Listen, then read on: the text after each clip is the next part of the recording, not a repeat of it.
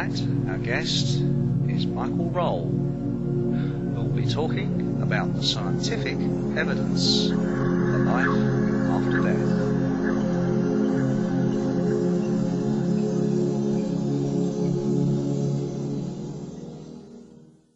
Now, Mike, what first got you into life after death, and what first triggered your interest in this? That's easy, Chris. I was born into it. My mother had made a very careful study of survival after death as a branch of physics. She'd led the work of our great scientists, Sir William Crookes and Sir Oliver Lodge. And all I had to do was just read the books that she pointed in my direction. Was she a scientist? No, she's just a student of philosophy and happened to come across the scientific case for survival after death. Very few people who know about this, but they're finding out mighty quick now because of the internet. You didn't know about Sir William Crookes or Sir Oliver Lodge. No. And nor do a lot of your listeners. Well, that's right. All they've got to do now is just log on to the internet, and there they are, their whole life's work in front of them. Well, when we first spoke, you mentioned those names. I didn't want to sound ignorant and say, well, who on earth are they? But it was only afterwards I looked up and I realised that, for instance, I said to you, well, of course, Marconi made the first radio transmission, and you promptly corrected me. No, it was Sir Oliver Lodge who sent the first, who invented radio, in fact, at the Oxford University. On the very spot where he sent the first radio signal, they've got a plaque, which is on my website, so anybody can look it up. And that's on the very spot he sent the first radio signal. Now, what sort of age were you when you went to your first, would it be right to call it a seance? No, I don't like these words. I'm trying to get away from any of these emotive words. It was an experiment with a materialization medium. And that's the only type of medium that can actually prove survival. Because one of these mediums gives a demonstration. All 5 of our senses are working. People from the invisible part of the universe, what the religionists called the spiritual part of the universe, fully materialize, proving they've survived death of their physical bodies. And I didn't witness that until 1983, but I'd read the subject long before that, so I wasn't surprised when it happened. I believe these materialist mediums are very... Materialization, sorry. They're very few and far between, and getting fewer. They're born with a certain chemistry in them where somehow or other people from the etheric world can use them as an experiment. But there's 2 different... the first time I actually heard you was on a late-night radio program, and I was driving along in my car, and I was twiddling around the dial, as you do, and I heard your voice, and I heard, life after death, and I thought, it's some religious chap waffling on about life after death. And my hand was just going to the dial to turn it to another channel when you said 2 things which stopped me. One was that you're an atheist, and the second was scientific proof. That's right. And I went, This is right. This is the atheist case for survival after death. No big daddy up there running everything like a huge, great station master. Well, this is what got me interested. Because otherwise, if I thought, some bloke waffling on here, and twiddle over. I think he was actually on the James Well programme, if I remember rightly. James Well, that was right, yeah. And that was about 11 o'clock at night, something like that. But first of all, I'd like to actually talk about the cover-up, because you walk down the road and you could go up to anybody and you say, Einstein, and they know who he is.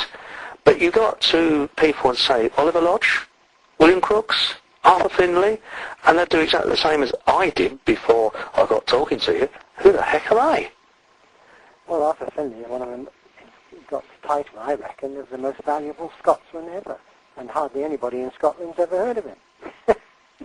Well, I believe, am I right in saying it was William Crookes that did the first experiments with scientific experiments to prove life after death? Yeah, he actually proved survival after death by repeatable experiments under laboratory conditions. In 1874, he came across one of these wonderful materialization mediums, only a 16-year-old girl, And he carried out, for a long time, repeatable experiments with his own scientific team. Some of the finest scientists in Great Britain took part in these experiments. And when he was ready, he published. He published all his findings in the top scientific magazine of the day, the Quarterly Journal of Science. So anybody can look this up. Again, the Quarterly Journal of Science, 1874. 1874? 1874. But why doesn't anybody know about it? Because it's so dangerous. Let's start from who we've got against us. We've got the whole of the religious establishment. This is summed up by what the Pope said to Professor Stephen Hawking. Professor Stephen Hawking went across to meet the Pope, and when Hawking came back, he gave a press conference, and one of the journalists said to him, "What did the Pope say to you?" And Hawking replied, the Pope said, "I don't care what you do in science, just as long as you never encroach on my subject, life after death." So that's the religious establishment, why they're fighting like tigers. Because it'll all be made redundant when everybody finds it's something that happens automatically. And then we've got the scientific establishment against us. People like Einstein. They start from the base of when you're dead, you're dead. There's no question of a soul separating from the dead physical body. So we've got to work against a double whammy. Orthodox scientific teaching across the world and all the science, all the religions. Well, one of the questions that's coming up later was sent by a gentleman who strongly believes and has got the proof that Einstein was a fraud. Well, allegedly, shall we say. We mustn't go into that in too detail. Well, what we can say about Einstein, that he made this statement, which I'll read out here, in 1955 in the New York Times. "I don't believe that the individual survives the death of his body, although feeble souls harbour such thoughts through fear or ridiculous egotism." Now that's the basis of all science, right up to this day. And that's what they're following, Einstein's theory of relativity and the Big Bang theory. Those are the two great pillars of science. And they're both totally wrong. They don't recognize this invisible part of the universe where we go to when our physical bodies conk out. Well, it's rather like, I think it was the Astronomical Society years ago, I'm talking about the 18th century. People said that they saw rocks falling from the sky, which we now know to be meteorites. And they said there are no rocks in the sky, so they can't fall from the sky, and anybody that suggests that must start raving bonkers. Right. Well, science has proved that rocks do fall from the sky. But what I was going to say, I mean, regarding Einstein, in fact, it would probably be best if I'll read the question out to you that Barry from Warsaw in the West Midlands has actually sent in via email. And he said here, and this is what he said, there is increasing evidence that Einstein was a puppet and plagiarist. I say allegedly, and this is not necessarily the views of Evergreen Radio. He used the works of others, claiming it was his own. For example, E equals mc squared was known about before Einstein was born. British scientist Samuel Tolver Preston, I've never heard of him, published it in London in 1875. There was no big hoo-ha about it, so it went unnoticed. Einstein was born in 1879. Jesuit priests were terrified of scientific facts getting out. They backed the US government and used Einstein to put people off the scent of many scientific breakthroughs, including life after death, that they didn't want the public to know about. Well, that fits in with that statement I said about the Pope, doesn't it? They're happy all the time science is screaming from the rooftops, when you're dead, because that makes the priest the only alternative. So imagine what a state they're in now, they, in case people find out about Sir William Crookes and Sir Oliver Lodge, that we do indeed survive death. We all do, including people like myself who are atheists. Well, he went on to say, Einstein fitted the bill perfectly. He looked like a mad professor and was very convincing. Yeah, and that's what everybody's locked into at this very moment. Every scientist across the world is locked into this ridiculous theory of relativity. Well, I think it's a situation where they're paid, they're given grants, etc. Absolutely. And, I mean, I don't want to go off the subject, but it's a bit like this climate change now. You either believe it or you disbelieve it, or some people worship in the Church of Al Gore or whatever.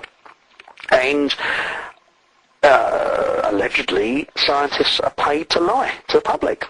Well, let's quote a current professor, a Nobel laureate for physics, who's working out of Cambridge University, Professor B.D. Josephson. He's with us 100% on survival. But we don't see him on our television because he's much too close to the truth. Now, this is what he says. It's hard to change how people think. People have vested interests, and their projects and reputations will be threatened if certain things were shown to be true. That was taken from the New Scientist in 2006. It's current stuff. Well, I mean, really, what we're talking about, I think, is money with vested interests, because a lot of people are going to lose a lot of money. But what we have is the proof of survival after death. Well, what Sir William Crookes didn't have in 1874 was the mathematical backup. But we certainly have now. Now, this is what I wanted to go on to next, because I've seen your YouTube film, and there's a scientist whose name does escape me, and I do apologise, and he has actually got the mathematical evidence for life after death. He's got the mathematical backup for these wonderful experiments. Yeah. And as Dr. Feynman says, if your mathematical, hold on, I got the quote in front of me. If your theories and mathematics do not match the experiment, then they are wrong.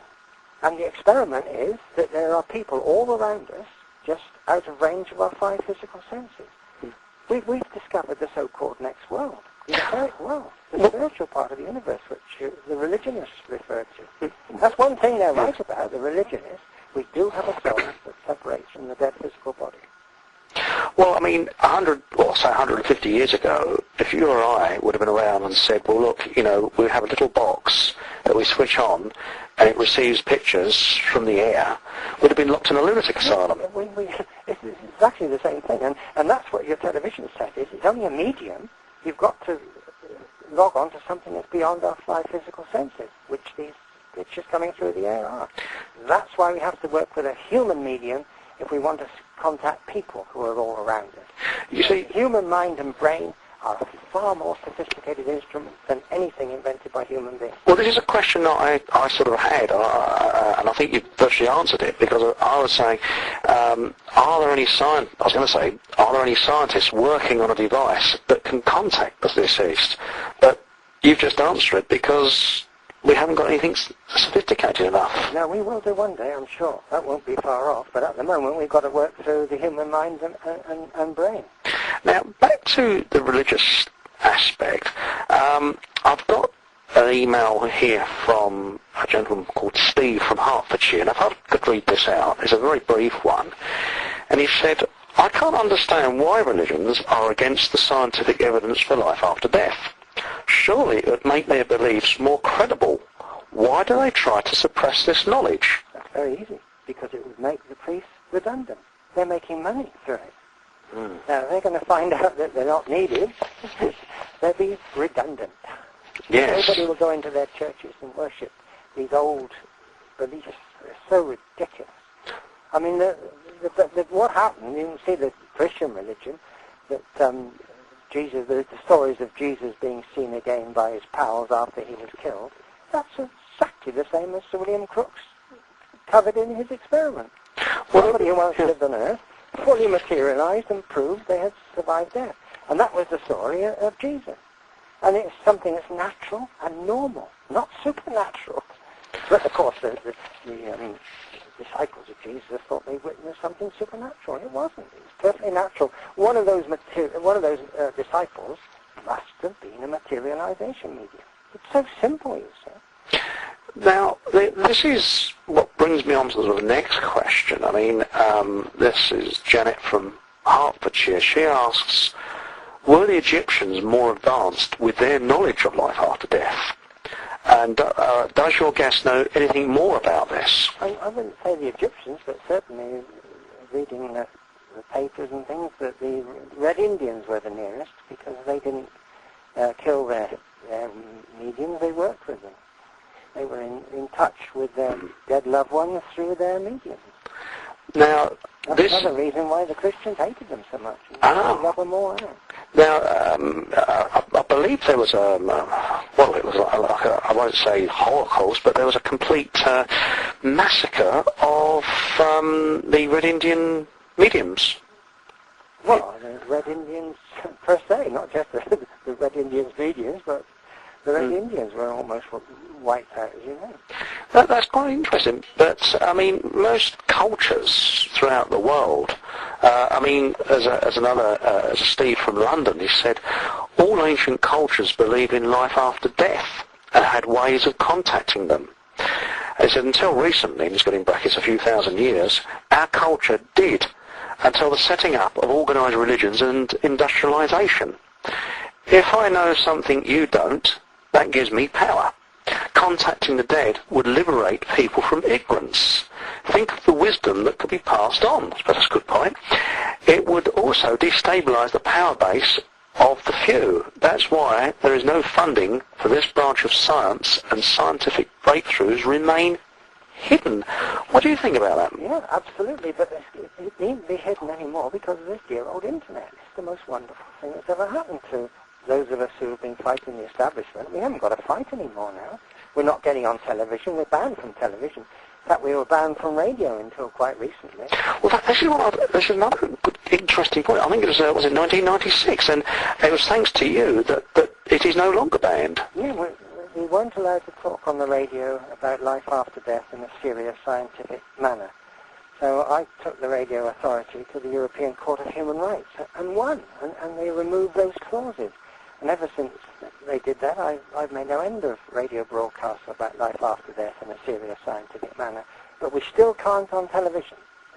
The clauses are so well written that you can't actually take them to the European Court of Human Rights. They rewrote those clauses for television when they found out we'd broken down on the radio.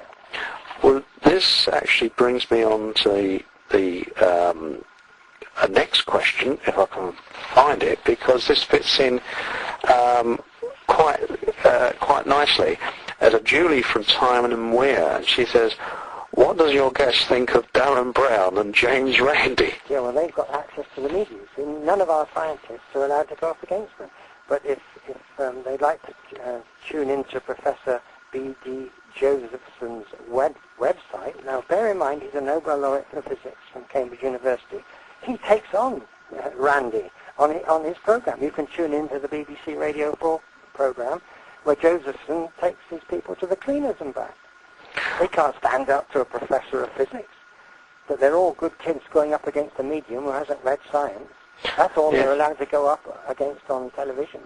Well, whenever you see, I mean, this is my own personal thoughts, and as I say, it doesn't really represent Evergreen Radio. And whenever you see programs such as Darren Brown, and again, this is what I personally believe this, it's usually a hatchet job. Yeah, you have to destroy the very idea. The magicians hate the idea of survival. And, I mean, I've noticed a lot of programs, it's always the same thing. The first half hour you think, oh, this is interesting, and then the last half hour, they either make the person look like an idiot, or they pick somebody who is a complete idiot or a fraud. And that's how it's done. They never allow the people like Darren Brown to go up against a real expert on the subject like Professor Josephson. He wouldn't have a chance against a professor of physics. Well, that's right. I mean, there's another question here from Sandra in Wiltshire. She says, does your guest believe in spirit guides? I don't believe in anything. I accept survival because of repeatable experiments under laboratory conditions backed up by a mathematical theory. I've eliminated this dreadful priestly word belief from my vocabulary. I've come across people all around us who once lived on Earth, but I've never come across actually what the spiritualists call spiritual guides. I've just come across people who are helping us, who are usually loved ones who are very close to us. I mean, my mum and dad are interested in my work, understandably, but I wouldn't say they were my guides. You make up your own mind in life.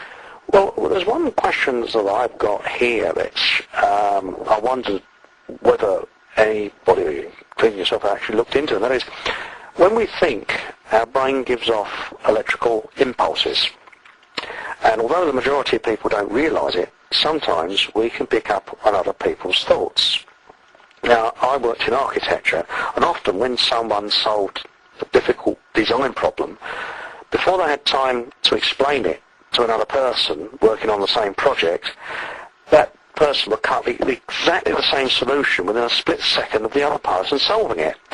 And I'm just wondering, could it be that mediums are receiving what is being transmitted from our brain in much the same way as television or radio picks up signals? I'm sure of that. A good example is Darwin's theory of evolution. That came through exactly the same time to Alfred Russel Wallace. And the theory of evolution was put forward as a joint paper between Darwin and Wallace because they got it together. The point I'm getting at is that I'm being a bit of a devil's advocate here, but if you're sitting in front of a medium, you may be thinking that you're receiving information from beyond the grave, shall we say, or from the other side, where in fact the medium is actually picking up your brainwaves. No, yeah, we're different thoughts. Now, a very good example was when I took part in this experiment with the materialization medium. My father fully materialized. Now, I was in a hell of a state of shock, as you can imagine. I wasn't thinking like a scientist. I can understand that, yes. A professor or a student of philosophy like I am. And I was overcome with emotion. I didn't ask the right questions. And I regretted that afterwards. About a week later, my phone went, and a medium was on the phone. And she says, "I got my father with you. He wants to try and clarify some of the things he wasn't able to do last week." I said, "Well, I'm very sceptical about this sort of thing. You've got to prove to me that it's my father. If you can name all his best friends on earth, I shall take notice of the message." And she named all my dad's best friends on earth. But the one she didn't get was the one I was contemplating like mad on, his best friend, to prove to me that it's nothing to do with telepathy. I see. That's the one she didn't get. Well, one of the most famous, oh dear, I forgot the name there. It's not a medium, it's a materialization medium, isn't it? Helen, you take the words out of my mouth. And she was the last woman to be charged under the Witchcraft Act. Yes, she died in 1956. Well, she was killed, wasn't she? She was killed by a police raid. That's proof she was genuine. She wouldn't have been injured if she had. She was disturbed when she was demonstrating. So I believe that that can't happen today. Is that? Well, that's what I said, because she fully materialized at the meeting, the experiment that I took part in. And before I went there, journalists had proved that it was definitely Helen Duncan materializing, because he carried out the brilliant scientific exercise of getting Helen Duncan's daughter to take part in the experiment. And the daughter spoke to her mother for a whole hour and confirmed at the end of that hour that beyond any shadow of doubt she was talking to her mother, talking about their whole life on Earth together. Isn't that right? And then I went after that and Helen Duncan fully materialized. And I asked her, I said, "Look, I'm very worried that the same thing's going to happen to this medium I'm with here that happened to you. You were killed by a police raid.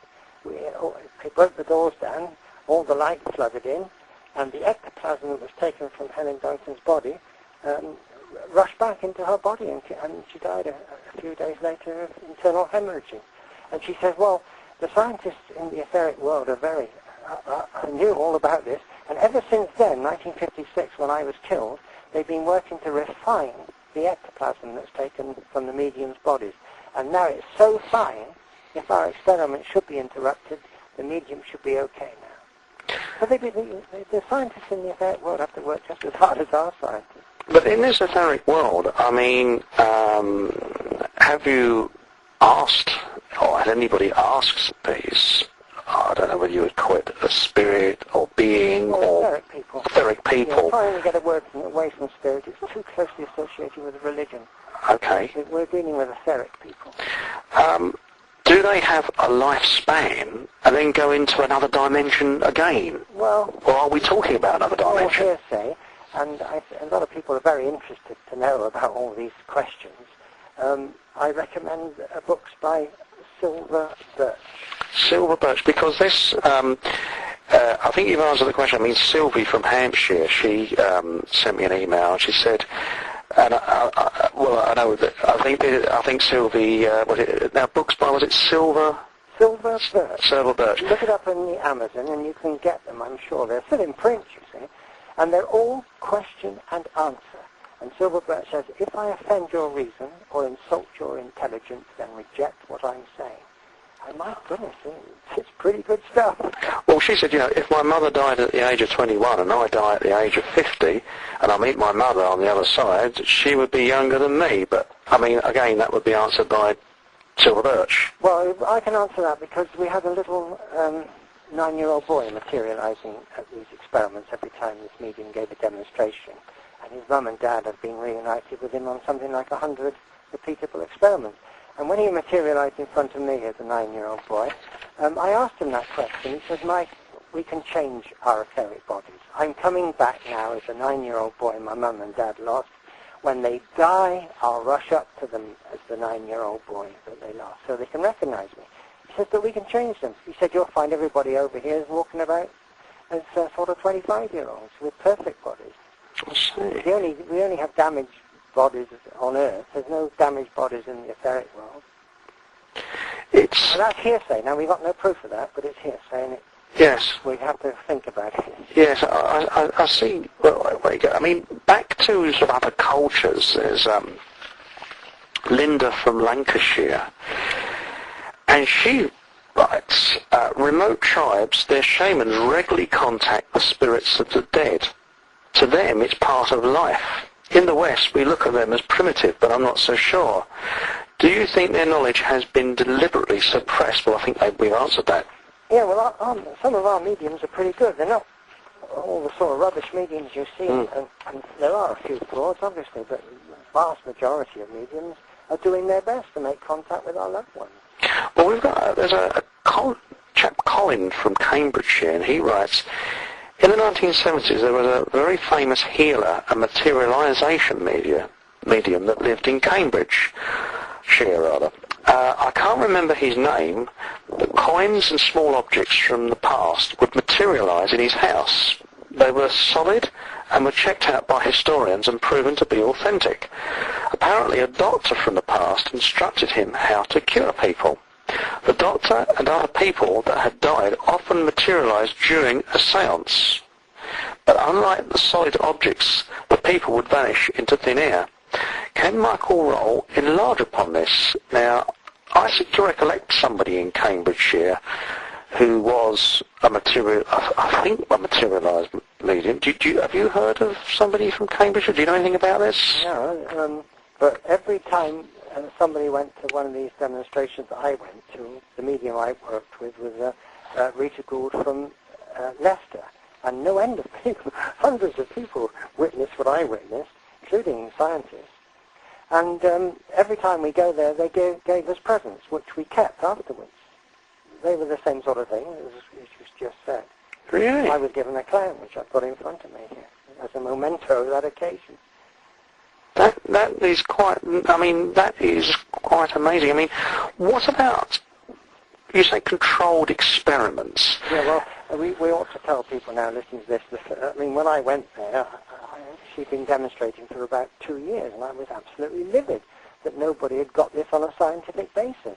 They were mostly spiritualists, just going there and treating it like going to the bingo. And I realized this was the greatest scientific experiment ever, because recently deceased people are materializing. So I said to the people materializing, can I now bring in a scientific team and get the ball rolling so we can repeat the Crookes experiments with the modern sophisticated recording equipment we now have? For goodness sake, Crookes only had the flashlight camera. Just think what we've got now, infrared cameras, laser cameras, we've got the lot. And the people materializing said, yes, we're now ready for you to bring in the scientific team. So the first thing I did when I got home was to phone up Professor Archie Roy of astrophysics from Glasgow University. And he came all the way from Glasgow to Bristol, where I live, and interviewed me, found I was a genuine chap, and he witnessed exactly the same as I did a couple of weeks later. And then he phoned me up and says, Mike, you're right, this is a terrific experiment. are now going to go in with the infrared cameras and do repeatable experiments like Crookes did. But unfortunately, the pressure must have come on the poor old medium.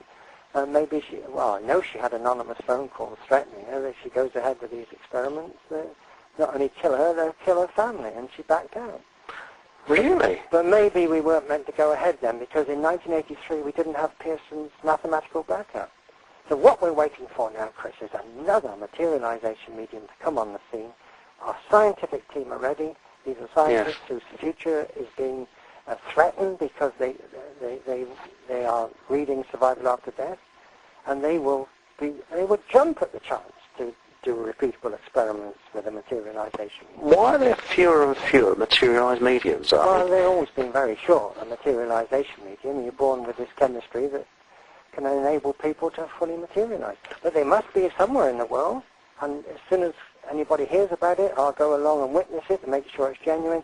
Then we'll bring in our qualified scientific team. I mean, what are the top scientists who do this, not non-qualified people?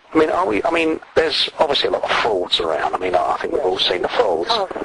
You can't do a materialization fraud. I mean, is your grandma still alive, or grandparents? No. Well, no. then if they materialize, you would know if it's your granddad or not immediately. Oh, yes. So yes. That's what they can't duplicate, a magician, you see, under any circumstances. I mean, how many, roughly, could you count on the fingers of one hand how many materialization mediums there are in this country? Well, I know there are about 3 or 4. Just 3 or 4? I've pleaded with all of them to let a scientific team in, but they won't. So is it because these threats? They're being killed, like Henry Duncan was. I see. You've got to put your life in the hands of the people in the room. It's asking a lot, isn't it? Well, it is. How many people want you dead? Is there any photographic evidence at all? Oh, yeah. Sir William Crookes took about 40 photographs. I see. Yeah, it's all on the internet. It'll be there if anybody looks it up. But not only that, it wasn't just Sir William Crookes who proved it. International teams of scientists then, with their own materialization mediums, carried out repeatable experiments. Professor Charles Richet, a French Nobel laureate for medical science. Richet, R-I-C-H-E-T. Look it up on the internet. I've never heard of it. Yeah, Professor Charles Richet. Then a Canadian team, Dr. Glenn Hamilton. Then a German team of scientists, Professor Schrank Notze. All did these repeatable experiments with their own materialization medium and got the same results to their experiments. But let's look at this another way. Supposing, okay, we've got the scientific facts, we can then go to the establishment and say, right, here's the facts. I think it would go further than religion, because I think it would rock the seat of government. Well, it'll destroy religion and all the terrible religious killings, because religion is tearing the world apart. They're all fighting over nothing whatsoever. Well, it's my God's better than your God, isn't it, really? The whole thing's a gigantic hoax. Listen to what Charles Richet said after his experiments. There is ample proof that experimental materializations should take definite rank as a scientific fact. It's not me speaking, that's a Nobel professor of medical science. Are there any, this may sound a bit of a weird question, but bear with me. Are there any archaeologists that are backing you? Because there's a lot of archaeological evidence that our ancestors were really advanced in contacting materialization mediums, etc., and with life after death. And I just wondered, is there any archaeologists that are interested in this area? Well, I can't say I'm in touch with any archaeologists, but I'm certainly in touch with most of the scientific disciplines. Professor John Poynton, a zoologist, the same as Richard Dawkins, he says here, I anticipate that the future of psychical research lies with revolutions in the physical sciences, not with psychology. Now that's a zoologist. Well, Richard Dawkins, he actually sent you... I got a super letter on my website from Professor Dawkins. And he's a very famous atheist, isn't he? Yeah, well, he's the same as me, he's an atheist, but he said, look, I'll go along with you with life after death, but you've got to repeat these experiments of Crookes before we do. And he says then it will turn out to be something that's natural and normal. And I'm with him 100% that. We're dealing with natural and normal forces in the universe. It seems that it seems the establishment is totally against you. Yeah, of course they are. I mean, are there any... Just think of all this funding that's involved. We're talking about huge amounts of money here. Look at the money that props up the Vatican, for example. It's money we're up against, as you say quite rightly in the beginning. Oh yeah, you always follow the money trail. Yeah.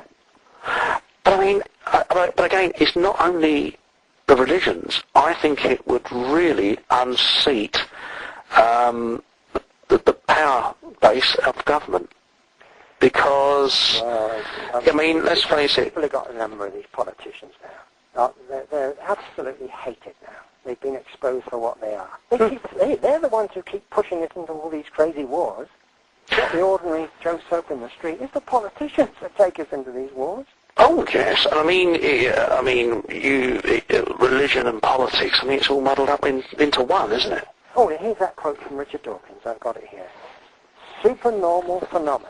I strongly applaud your statement that if such phenomena were demonstrated to exist, they would not be supernatural, but natural. Now, aren't we all behind that? Well, we're dealing with natural forces in the universe. Precisely. Yes, and that's Richard Dawkins. But to prove to Dawkins, we've got to carry out these repeatable experiments. I mean, is there anybody in other countries? I mean, I know that you went on Rent's program, and he's broadcast all over America. You linked up with loads of stations. There was absolutely thousands of people listening in. Broadcast with Jeff Rentz, and they're all in his archives. Anybody can listen. I know. I've heard one or two. They're very good. He's excellent. Wonderful. Yeah. But I mean, without yourself pushing this forward, I mean, if you hadn't have gone and overturned that ruling, we wouldn't have been able to hear anything. Well, we still don't hear anything on the radio about it. But for instance, this broadcast would have probably been illegal in many ways. Only in England. Only in England. It's only the England, not the outside of this country. It's only in England where you weren't allowed to, or Britain, I think. Are there any campaigners overseas? I mean, America or Australia or any... All over the world, yeah. I should think they're pretty well up against it. Yeah, well, they're up against it all the time. Science is locked into Einstein's theory of relativity and the Big Bang. The Big Bang is the most crazy thing I've ever heard of. It was invented by a Roman Catholic priest in the 1920s, George Lemaitre. Really? George Lemaitre, M-A-I-T-R-E. Came up with this Big Bang nonsense, and that's what orthodox science starts from. Right. I mean, it's just crazy. The whole of the universe started from one Big Bang. It's crazy. See, nature doesn't behave like that. Well, it's like, I mean, when I was at school, it might sound as if I'm going off the track, but it used to be, you'd be sitting down in a classroom and the teacher would say, I'm not forgetting this, she'd say, who built Stonehenge? And you put your hand up and you say, the Druids, miss, and they'd be first class, but it wasn't the Druids. They used it 1,000 years after it was built. Yeah, but don't let's go. Let's tell people, let's be a layman on this, the Big Bang. Now, how they came to this was the universe is expanding.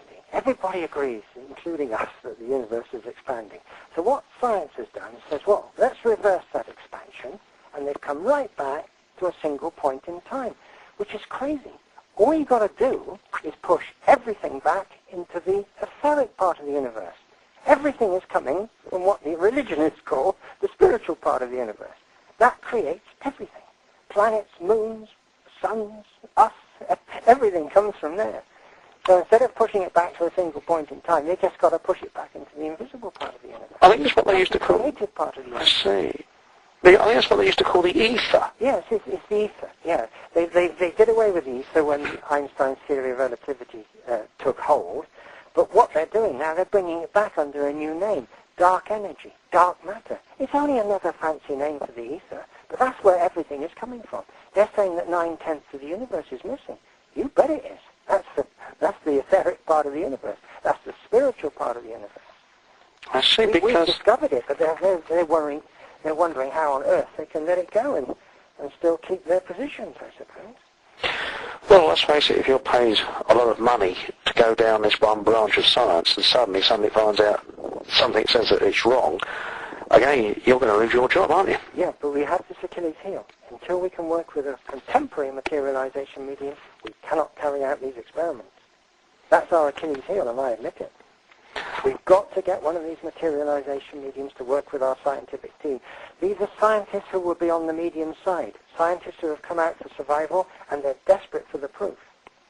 So the medium's life will be in their hands, but the life will not be threatened because the scientists they're working with are on their side. There must be a medium somewhere in the world that is prepared to take that risk. These are top scientists who cannot get any promotion, they can't get any funding, because they dared to start from the base that Sir William Crookes and Sir Oliver Lodge were correct. Well, can you imagine how desperate they are to work with one of these materialization mediums? To prove that the orthodox scientific teaching across the world is wrong. I mean, I can understand where the materialization mediums are coming from, because put yourself in their position. Yeah, but mostly scientists are against them, so that's why they've been so frightened to come forward, because they knew scientists are against them. But I'm stressing that these scientists are on their side. I wouldn't bring any scientists in who've got anything to lose from this, otherwise they could be killed, yes. But I think even if you did produce the evidence, and it was black and white, stamped, I think that the establishment would do something to discredit it. No, this is going to be done properly, just as properly as Sir William Crookes did. He published in the Quarterly Journal of Science, and this is what these scientists will do. They will publish in the top scientific papers. And that's why I stressed it's got to be top scientists, like a Nobel laureate for physics. You can't ignore a Nobel laureate for physics paper. Well, I mean, you've only got to look at Oliver Lodge. I mean, his name has been dragged through the mud, hasn't it? Yeah, but things are changing. Especially now we've got scientists saying 9/10 of the universe is missing. And it will show that there's people in this 9/10 of the universe. All of us are going there. When our physical bodies pack in, it's only a spacesuit that we use for our short stay on Earth, our physical body. It's only designed to last for a few years, and then we go back to where we came from. We come from the etheric world, and we go back there. We're immediately reunited with our loved ones. We don't have to rest in peace in the ground waiting for Judgment Day. Well, I mean, David Icke, I believe, I don't want to speak for him, but I believe he is on the same lines as yourself. Well, yeah, whenever he did a broadcast in Bristol, we always went together, and television, he always picked me up and we went together. Oh, you know David? Yeah, very well, yeah. And I started company with his, on one or two things he said. I forgot what it was. I didn't understand. The shape-shifting thing. Oh, yes, I'm not quite sure about that one. Yeah, well, I parted company with him on that. But, to be fair to David, I've been reading it all my life. He only came into it quite late in life, so I more or less gave him a crash course on what I've been talking about here. Well, after Arthur Findlay, I mean, your middle name is Findlay, isn't it? Findlay Roll. My mother named me after this great philosopher, Arthur Findlay. Well, if I can go back to, I've got a question here from Robert in London. And this is on something to do with legal matters. He says, well, I'll start from here. It says, Robert from London has been working in the area of legal fictions. In a court of law, the accused is presumed to be dead. I didn't know that. If he declares that he is living, breathing, sentient being, what proof can he provide that he really is a living, breathing, sentient being? It's really a question designed to take on the legal industry. Yeah, well, we've got a marvellous lawyer on our side, a former High Court lawyer in the Australian court, Victor Zammit, Z-A-M-M-I-T, and he's written a book, A Lawyer Argues for the Afterlife. That would be ideal for your chap. Because Victor Zammit. Victor Zammit, because that's a Maltese name, isn't it? Z-A-M-M-I-T. Because I think I've heard him up, and he's a very, he's really well read on this subject. He's got some wonderful website there. Because you've actually spoken on Maltese television. Well, he got me to Malta. We went to Malta together, had a week there. And that's on my website, my television interviewing. I know, I've seen it. Jeremy Paxman of Malta interviewed me. He certainly gave you a grilling, didn't he? Well, he was quite friendly. He was good, wasn't he? I mean, he was banned he was too frightened to show it for 2 years. Then he plucked up courage and put it on Malta TV, and all broke loose. The Archbishop of Malta demanded an answer. But I didn't attack the church because I know how fanatical they are in Malta. I was saying it's the same thing.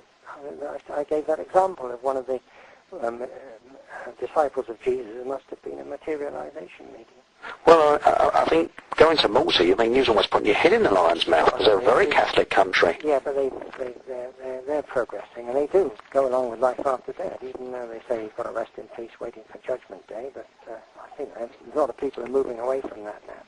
I mean, this chappie, was it Zamet? I didn't quite catch his first name. It was Sure. Victor Zamet. I think I've heard him on Nexus Radio. Yeah, oh yes, he's one of the top men in the world on life after death. I'd really like to speak to him as well. You can get him speak to him anytime you like on his website. Oh, brilliant. Now, I mean, this, with life after death, I think that's really, you're actually entering a minefield of misconceptions. Because I had misconceptions about it, because people always look at it from what they've been told in religion. That's right, yeah. And I mean, I did the same. I'm guilty. I hold up my hands. Before I actually heard you on the radio that night, I thought, what's all this? You know, I'd never heard of the scientific evidence for life after death, ever. But have a look at the secular case for survival, and it's 1,000 times more exciting. Well, if I could go back to some questions, because this has generated a heck of a lot of interest from people, and I've got about 3 pages of emails here. We've all lost loved ones, and we're all going to die, so it's terribly interesting. Well, it is, and some of the questions do repeat themselves, so you must excuse me, and I do apologise to anyone that's sent an email in, and we've really had, we've had the same sort of question over several times, so I've had to condense them a little bit. So I apologise in advance if you send an email in, and I haven't really read it out, but I'll try and get all of them. I've got one here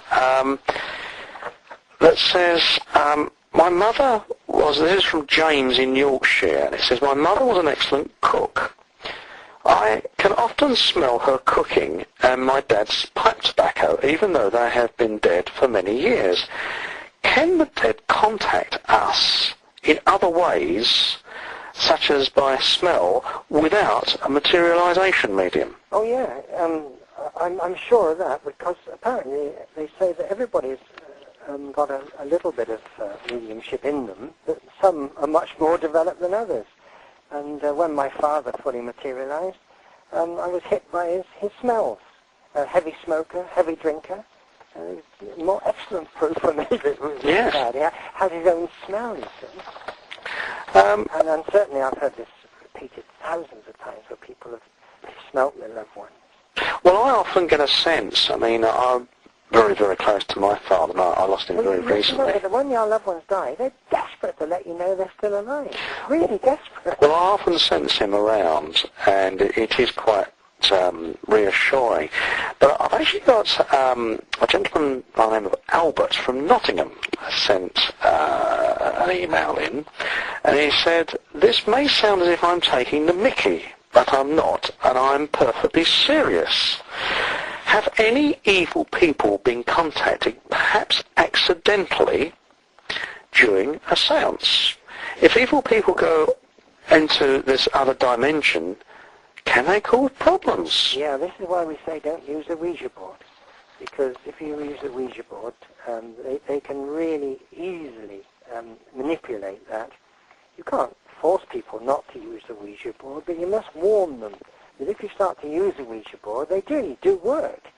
And you very often you get the glass moving about and spelling out letters, and they're spelling out messages from your loved ones, and you're thrilled to bits that you're in touch with your loved ones because you've had the sort of personal proof there. But suddenly the thing starts swearing, because the people nearest the Earth's vibrations are where the rotten people are, and they can easily take over a Ouija board. Well, they push your loved one aside, and they can then manipulate that glass. Well, when I was a kid, you could actually buy I'm not kidding, I'm talking about the 60s now, you could actually buy a Ouija board in a toy shop. As long as you've got that warning. Victor Zamet especially says, don't use a Ouija board, or if you do, be very careful, because you can let anybody into your home, sort of thing. Well, I've got to... As this chap says, all these rotten people on Earth, they all go into the next world. Be very careful. Be very skeptical when people come to this. make sure it's definitely your loved one. And you can do that by, like I did, by asking the medium to name my father's best friends. You can prove it yourself. I suppose they can kind of tune into you, or you tune into them in many ways. Yeah, well, if I want to contact the next world, I concentrate on my mum, and I usually get what I want. I see, because I've got a bit of a long email here, so please bear with me as I'm reading this out. And it says here, this is from Michael in Aberdeen, and he said, Amazon tribes take natural plants to make them hallucinate and contact their ancestors. What governments say and do are completely opposite. Our towns and cities are being swamped by dangerous manufactured drugs, some legal, some illegal, that give people a temporary high and are addictive, unlike natural ones that are not addictive. Artificial drugs prevent people contacting their ancestors. These drugs are designed to destroy the person, whilst governments and their manufacturers make huge profits along the way. Also, I'm sorry about that emphasis, also, you can't profiteer from something that's grown naturally and cannot be patented. Does Mr. Roll believe that the consumption of natural drugs from plants has been deliberately suppressed to prevent people from talking to their departed relatives and sussing out what our real rulers are really up to? I must say, I've never come across anything like that. I haven't come across that suppression before. But it's interesting, isn't it? But I mean, I can see what he's getting at, in that, when you look at these Amazon tribes, they do take plants and their shamans to make them hallucinate and to contact their spirits. Well, apparently there's a lot of it. I mean, look at penicillin. That's a natural herb, isn't it? Yeah. Taken from natural sources. A lot of these drugs are. Well, that's right. But I mean, it's quite an interesting question. I think that one is. Now let's have a look. And we got. There's another one here from Sarah from Wales. I think she lives in South Wales. I think we've already answered this one, but I'll read it out anyway. It said, I think it's a bit of a hearsay one. If I died the same day as someone from outer Mongolia, would we meet each other, and how would we understand each other? Well, I think we've actually answered that one, haven't we? Well, the silverbird says Silverbird. Communicate yeah. in a language. And thoughts. I don't know how they do that, but we'll have to wait until we get there to find that out, won't we? Well, that's right. I mean, there's another one from Patrick in Ireland that says, can those that have passed on warn us of impending catastrophes? I'm sure they can, especially if it's through a medium, but maybe they can't see into the future any more than we can, don't they? Well, there was an interesting article. I mean, I listen to the news sometimes, but the official news to me is like, it's like believing in fairy tales. And they said that it is possible, and I'm going back about 3 or 4 years now, the scientists have been doing experiments, and they say it is possible to naturally be, shall we say, warned of danger before it happens.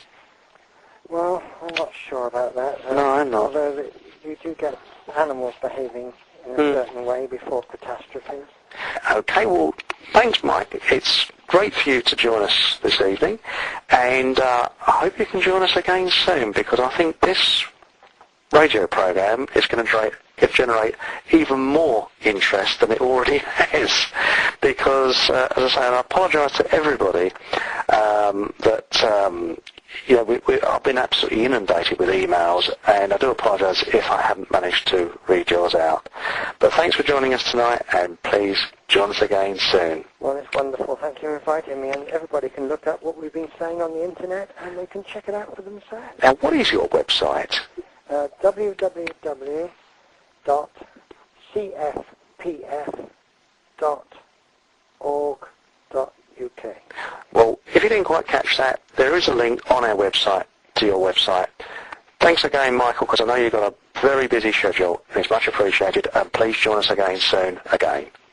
Thank you. Okay.